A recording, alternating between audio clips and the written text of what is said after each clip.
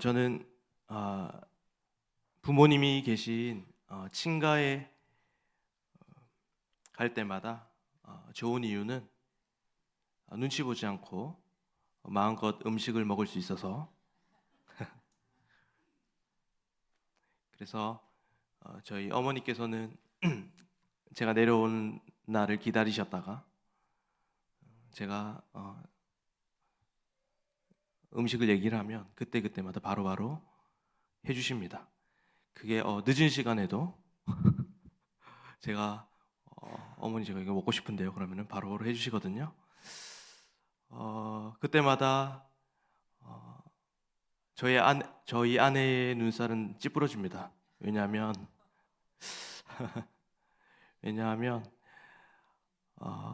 어머니가 그 피곤한 얼굴을 가지고 음식을 해주는 것도 못마땅하고, 그리고 제 귀여운 뱃살이 볼록 튀어나와 있는 것을 보면서 싫어하는 기색을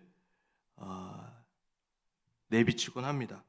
심지어 저는 어머님이 저한테 이렇게 음식을 해주시면 감사하다는 얘기도 잘 안 해요. 왜냐하면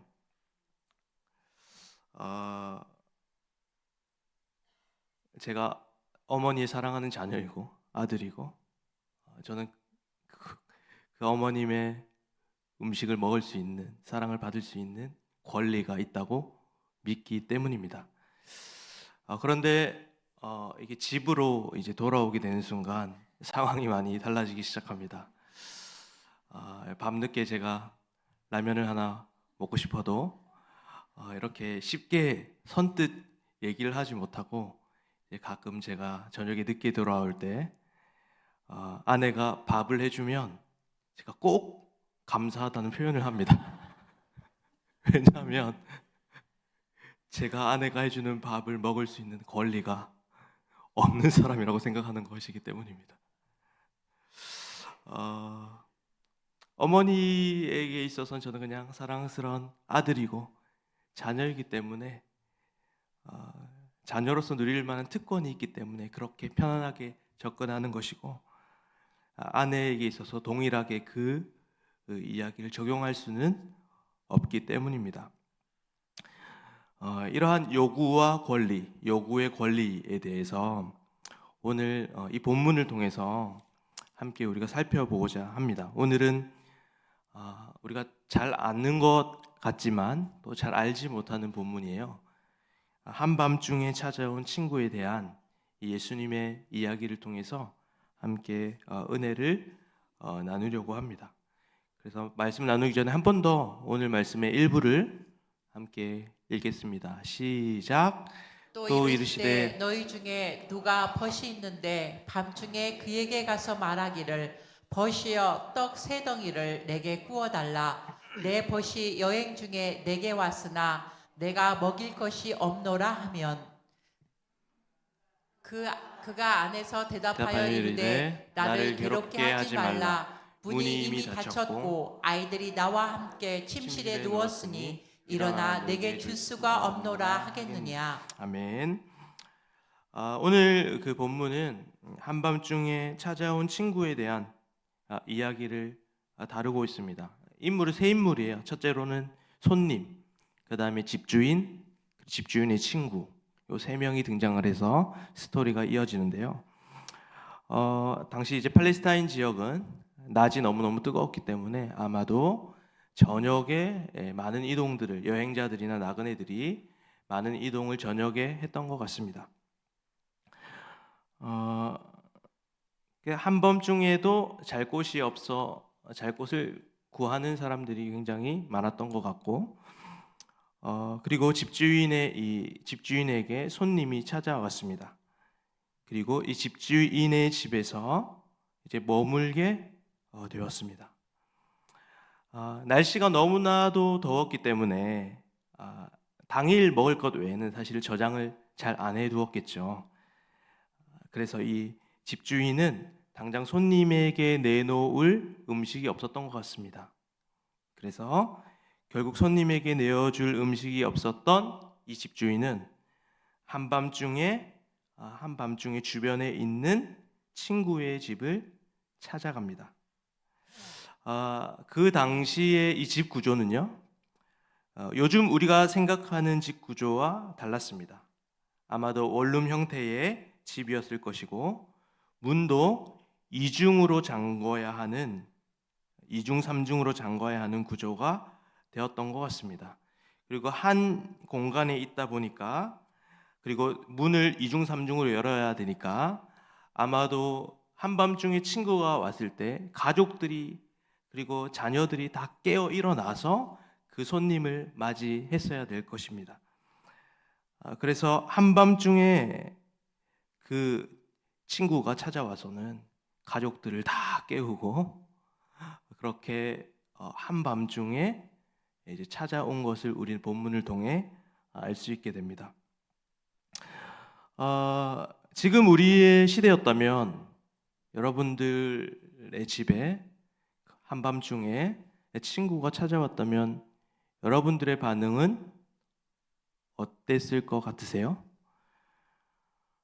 하루 종일 직장의 일로 몸이 피곤해 쩔어 있고, 그리고 맞벌이를 통해서 서로 부부가 서로도 너무너무 힘들어하는 상황 속에서 자녀들은 칭얼대며 잠투정하며 겨우겨우 달래가며 자녀들 재워놨는데, 밤 12시쯤에 초인종이 울리면서 친구가 찾아왔습니다. 라면을 끓여달라고, 먹을 것을 좀 달라고 찾아왔습니다. 아마도 지금 우리가 가지고 있는 문화적인 관점에서는 그 친구에 대해서 호의적으로 대하지는 않았을 것 같습니다. 굉장히 기분이 나빴을 수도 있고 무례하다라고, 예의가 없다고 느꼈을 수 있습니다. 왜냐하면 우리는 우리의 문화 속에서는 그 친구에게 그 늦은 시간에 그 한밤중에 그 친구를 대접할 아무런 이유가 없기 때문입니다.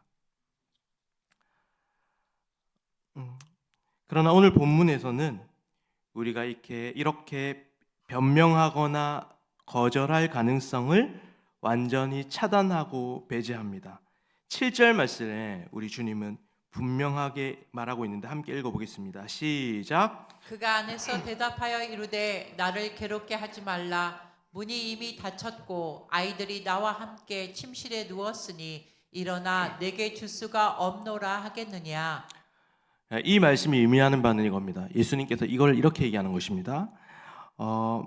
누구라도 늦은 시간에 문이 이미 닫히고 잠겨 있는 상황이라고 해도 아이들과 아내가 단잠에서 심지어 깬다고 해도, 그리고 먹을 것을 못 주겠다 말할 수 있는 이가 누구냐라고 이야기하는 것이죠. 이것은 뭐냐면 절대로 그 요청에 거절하지 못한다라는 것을 전제하고 이야기를 하는 겁니다. 다시 말하면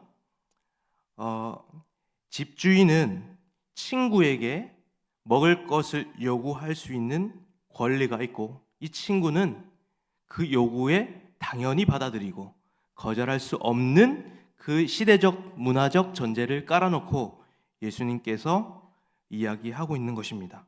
비록 밤 12시가 넘은 새벽이라고 할지라도, 그리고 가족들이 잠에서 다 깬다고 할지라도, 그리고 그 집주인은 그래서 그런 상황임에도 불구하고 당연히 그 친구에게 먹을 것을 내어놓아야 한다라고 하는 것이 여기에 나와 있는 전제이고, 예수님이 이것을 통해 분명히 할 이야기가 있는 것입니다.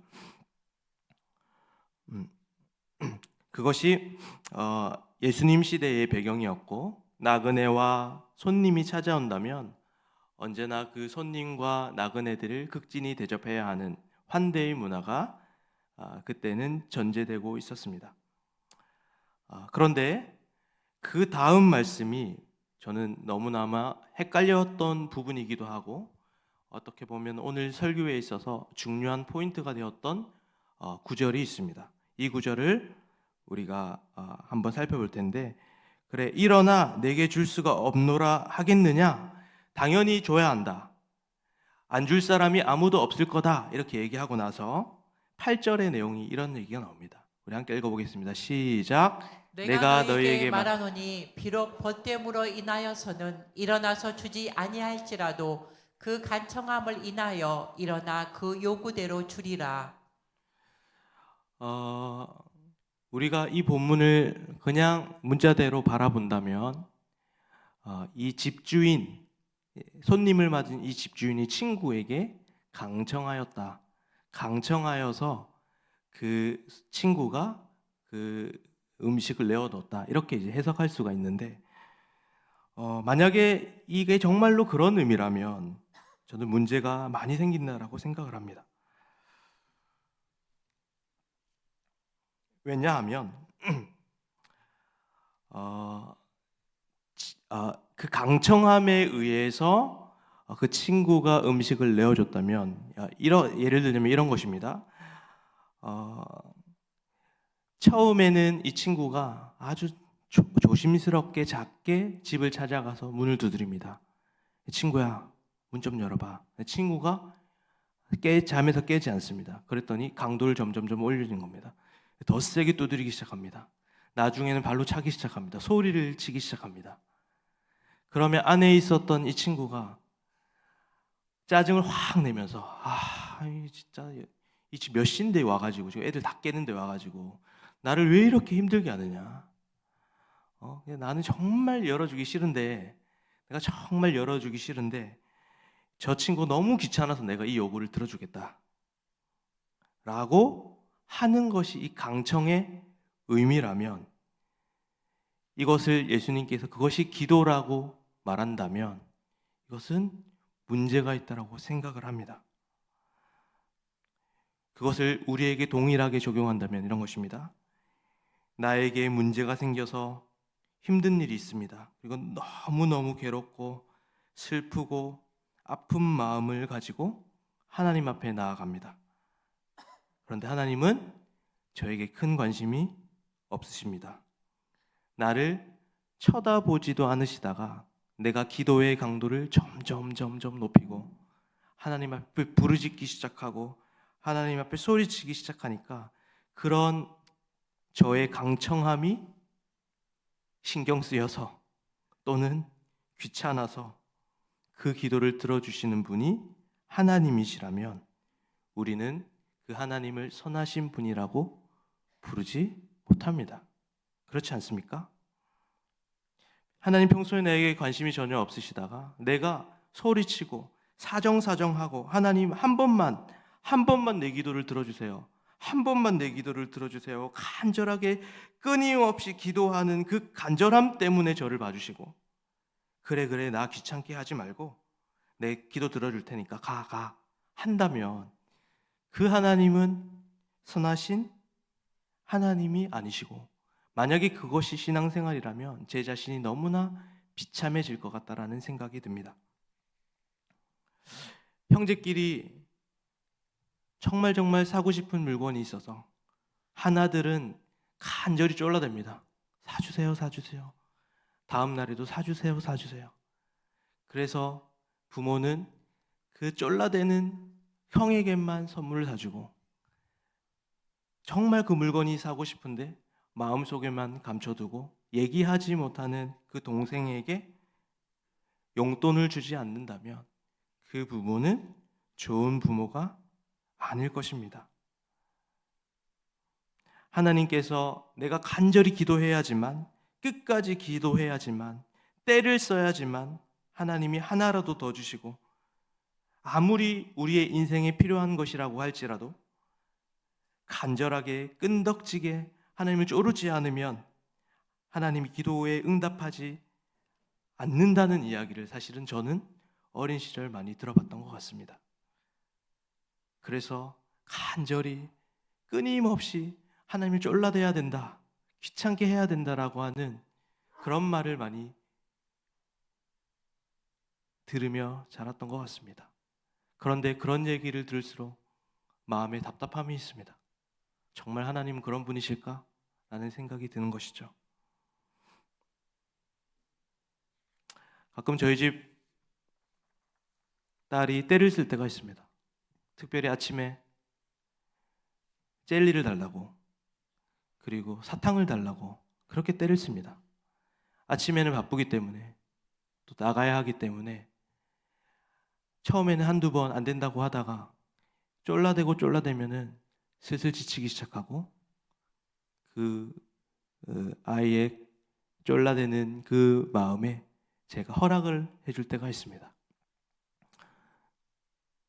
그런데 하루는 아이가 이가 아파서 치과를 갔더니 이가 너무 많이 썩어서 돌이킬 수 없는 상황이 되었습니다. 그 이후부터 저는 아무리 아이가 떼를 쓰고 울고불고 난리를 쳐도 절대 아이들에게 단 것을 주지 않습니다. 왜냐하면 그것을 허락해 주는 것이 좋은 부모가 아니기 때문입니다. 그러니까 우리의 인생도 우리가 아무리 때를 써도 쩔라대도 하나님이 좋으신 분이라면 허락하지 않는 경우도 있다라는 사실입니다. 그러므로 이것을 강청함이라고 하는 단어로 본문을 이해하는 것은 전체 문맥에 맞지 않다고 생각합니다. 제가 자꾸만 강청함이라는 단어를 쓰거든요. 강청함이랑 간청함은 좀 달라요. 이게 개역 개정, 그러니까 개역 개정이 되어 있는 개역 성경에서는 강, 이응이 붙는 강청함이라는 단어를 썼거든요. 이것은 뭐냐면 사전적으로 억지로 강하게 청하다라고 하는 의미가 담겨 있어요. 그런데 오늘 그 이야기를 살펴보시면 뭔가 강하게 요구하거나 무리하게 요구하거나 계속해서 지속해서 요구하는 내용이 없어요. 그래서 이게 개역 성경에서 개역 개정으로 이동할 때 강이라는 단어를 니은으로 간청함이라고 바꾸었습니다. 그래서 간청함은 느낌이 조금 부드러워지는 거예요. 간절함으로 청한다라는 의미가 가지고 있기 때문에 이응에서 니은으로 바뀌었는데 사실은 전체적인 큰 문맥에서는 큰 내용의 변화가 없습니다. 그러나 이 본문을 이제 원어, 그러니까 헬라어로 이해하면은 이 내용이 완전히 달라집니다. 이 간청함이라는 단어는 헬라어로 아나데이아라는 단어를 쓰는데요. 이 단어에 대해서 헬라어로 보면 다양한 의미가 담겨 있는데 이게 간청함, 강청함, 지속적으로 기도하는 것, 끈끈하게 기도하는 것 이런 의미도 있지만 NIV 성경에는 볼드니스라고 하는 뻔뻔하게 기도하다라는 단어도 있고 그 다음에 NEB, GMB 이렇게 다른 주석들을 보면 특별히 수치, 부끄러움이라는 의미가 있어요. 그러니까 최근에는 이 아나데이아라는 단어를 강청함, 끈질기게 기도하다, 지속적으로 기도하다라기보다는 그러니까 집주인의 입장이 아니라 집주인의 입장에서 친구에게 간절하게 끈질기게 기도하다라는 맥락이 아니라 도리어 친구의 입장에서 그것은 부끄러운 일임을 알려준 거예요. 수치스러운 일인 거예요. 그러니까 무슨 말이냐면 이게 만약 아나데이아가 수치고 부끄러움이라고 이게 번역이 된다면 이 내용은 이 집주인의 요구를 받는 이 친구가 왜 이 요구를 들어주는 것이냐면 다음날 아침이 되면 수많은 사람들이 자기에게 손가락질할까봐, 부끄러움을 당할까봐, 수치를 당할까봐 이것을 허락해준다. 좀 더 적극적인 용어로 명예 때문이다라고 얘기하는 거예요. 그래서 무조건 간청함, 그러니까 간청함을 얘기할 때 무조건 이 친구는 들어줄 것이다 라고 하는 것이 이 본문의 의미라고 저는 생각을 합니다. 그래서 이러한 맥락 속에서 이 본문을 이해한다면 이것입니다. 이 본문이 말하는 건 결국 기도라는 것은 의무적으로 하나님 앞에 끈질기고 하나님 앞에 지속적이고 나아가는 것보다 더 중요한 것은 무엇이냐면 하나님께서는 의무보다는 기도에 있어서 우리에게 요구할 수 있는 권리를 주셨다. 마땅히 요구해도 된다는 의미를 우리에게 주셨습니다. 왜요? 우리는 하나님의 자녀이기 때문에 그렇습니다. 이 질문을 똑같이 예수님의 제자들이 1절에서 합니다. 예수님이 제자들은 그때 당시 바리새인도 제자들에게 기도를 가르치고 서기관도 제자들에게 기도를 가르치고 그 다음에 세례 요한의 제자들에게도 세례 요한이 기도를 가르쳐 줬는데 왜 예수님 우리에게는 기도를 가르쳐 주지 않습니까? 라고 했을 때 예수님이 기도를 가르쳐 주시는데 우리가 배운 이 본문 앞절에 보면은 바로 그 유명한 주기도문 본문이 나옵니다. 그래서 이렇게 2절을 한번 읽어보겠습니다. 넘어가서 2절요. 그래서 2절에 너희는 기도할 때 이렇게 하라. 아버지여 라고 얘기합니다. 그리고 끝절 11절과 13절에서는 이렇게 얘기합니다. 우리 함께 읽어보겠습니다. 시작. 너희 중에 아버지 된 자로서 누가 아들이 생선을 달라 하는데 생선 대신에 뱀을 주며 알을 달라 하는데 전갈을 주겠느냐? 너희가 악할지라도 좋은 것을 자식에게 줄 줄 알거든 너희 하늘 아버지께서 구하는 자에게 성령을 주시지 않겠느냐 하시니. 예수님이 이렇게 제자들에게 얘기하는 이유는 제자들은 그렇게 기도하지 않았기 때문입니다. 자녀의 관점, 하나님을 아버지로 바라보고 자녀의 관점에서 기도를 하는 것이 아니었기 때문입니다. 제자들은 의무감으로 기도를 하였습니다. 끈질기게 기도하는 것이 그들의 의무였고 사람들에게 자신이 제자임을 보여주는 도구였으며 그리고 그렇게 기도하는 것은 은혜와 복을 받는 수단이라고 생각을 했습니다. 그들에게 있어서 기도라는 것은 의무이자 수단이었습니다. 그래서 그들은 기도를 잘해야 되겠다고 믿었고 기도를 잘해야 응답될 수 있다고 믿었고 그리고 기도를 의무를 잘 지키지 않으면 복을 받지 못한다고 생각을 했을 것입니다.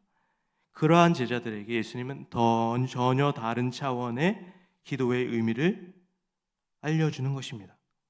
기도라는 것은 우리가 해야만 하는 의무가 아니라 하나님이 우리에게 하나님의 자녀로 주신 특권이며 권리임을 우리에게 이야기하고 계십니다.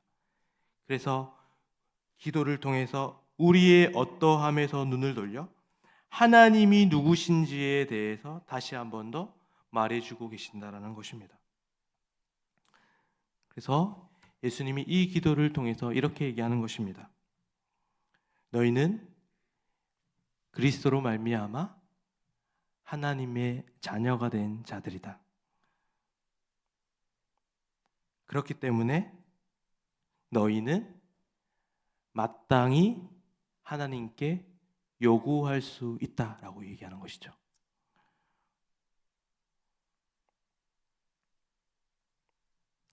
그래서 예수님께서는 이 의무로 가득했던 기도의 모습을 관계의 문제로 전환시켜 주시고 이 거래에 익숙했던 기도의 의미를 사랑의 관계로 전환시켜 주는 것입니다.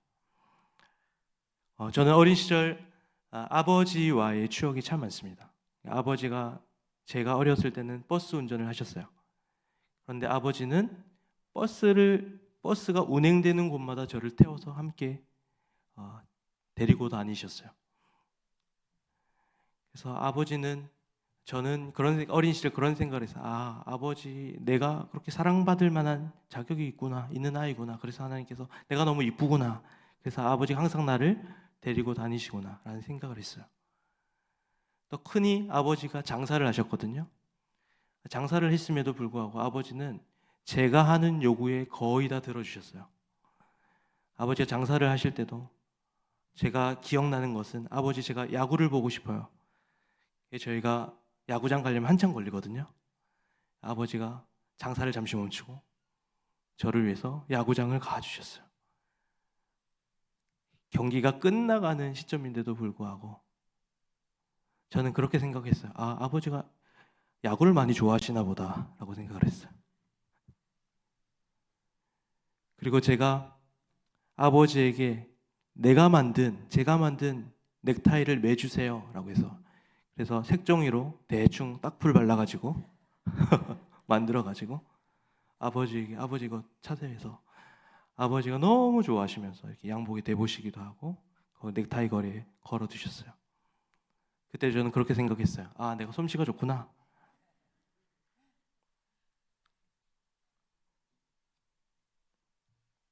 그런데 돌아보니 내가 이뻐서, 그리고 아버지가 야구를 좋아해서, 그리고 내가 솜씨가 좋아서 아버지께서 그걸 받아주신 것이 아니라 우리 아버지가 좋은 분이셨구나 라는 생각이 드는 거예요. 오늘 이 본문은요, 기도의 끈질김을 말하는 것이 아닙니다. 내 입장에서 내가 열심히 끈질기게 기도하라는 의미가 담고 있는 것이 아닙니다. 권리가 있다라는 것은 너희 아버지가 누군지 바라보라고 이야기하는 것입니다. 내가 끈질기게 요구하기에 들어주시는 하나님이 아니라 하나님이 좋은 분이시기에 하나님은 언제나 우리의 요구를 들어주신다라고 하는 관점의 전환을 예수님께서 오늘 이 본문을 통해 우리에게 얘기해 주시는 것입니다. 그래서 하나님은 언제나 우리의 요구를 다 들어주십니다. 그러나 그것이 응답될지 안 될지는 잘 모르겠습니다.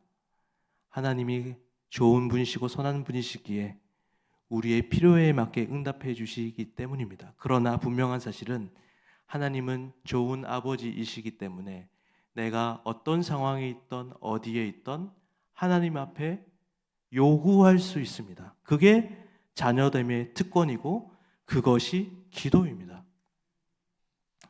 성도님들이 이런 얘기를 하십니다. 어려운 것들이 너무 많고 힘든 것도 너무나 많은데 내가 너무 부족해서요. 이런 제가 기도해도 되나요? 또는 나는 기도를 잘 못하는 사람인데, 또는 내가 허물 많은 사람인데, 내가 날마다 주님을 똑바로 섬기지 않는데, 또 내가 힘들 때만 기도하는데 하나님 이런 기도 원하시지 않겠죠? 라고 많이 물어보세요. 하나님이 이 비유처럼 지금 몇 시냐?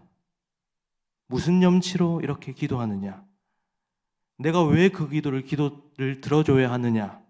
라고 우리 주님이 우리에게 말씀하신다면 사실은 우리는 할 말이 없을 것입니다. 그러나 오늘 이 본문을 통해 우리 주님께서 말씀하시는 바는 우리 하나님 아버지께서 너희에게 요구할 수 있는 권리를 주셨다. 그러니 아무 때나 찾아와라. 무엇이든지 구하라. 내가 너의 아버지임을 알라. 그러므로 우리는 어려움과 아픔과 괴로운 상황 속에서 더 많이 기도할 수 있어야 한다라는 사실입니다.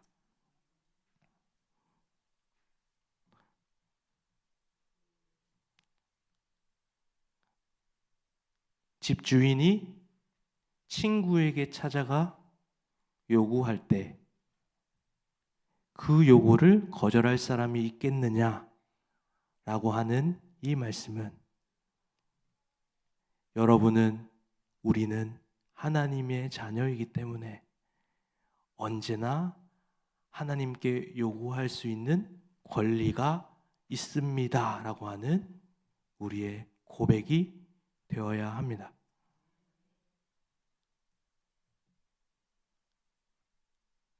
우리가 오늘 이 말씀을 생각하면서 하나님, 내가 언제나 어디서나 하나님 앞에 요구할 수 있는 자녀로 살게 하여 주옵소서.